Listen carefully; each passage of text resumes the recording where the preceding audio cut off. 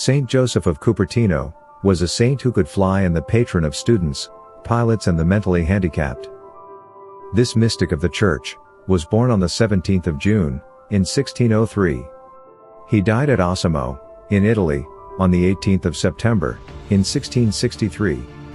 His feast day is the 18th of September.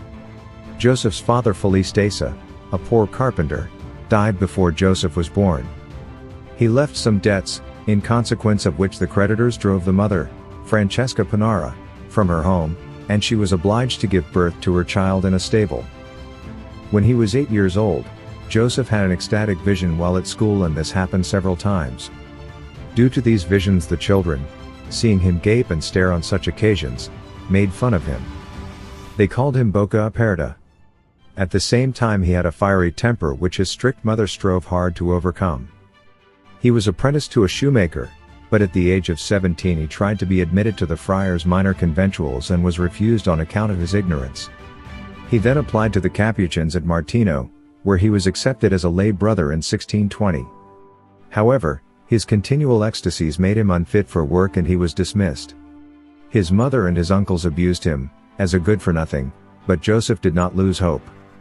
By his continued prayers and tears he succeeded in obtaining permission to work in the stable as lay help or oblate at the Franciscan convent of La Grotella near Cupertino.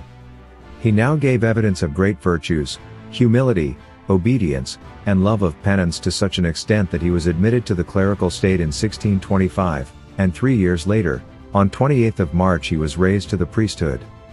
Joseph was but little versed in human knowledge, for his biographers relate that he was able to read but poorly. Yet infused by knowledge and supernatural light, he not only surpassed all ordinary men in the learning of the schools, but could solve the most intricate questions. Frequently he would be raised supernaturally and remain suspended in the air. Joseph for 35 years was ordered to remain in his room, where a private chapel was prepared for him. Evil-minded and envious men even brought him before the Inquisition, but Joseph retained his resigned and joyous spirit, submitting confidently to divine providence. His body is in the church at Osimo, and canonized in 1767 by Clement XII. Please subscribe to Catholic News World's YouTube channel. Thanks and God bless.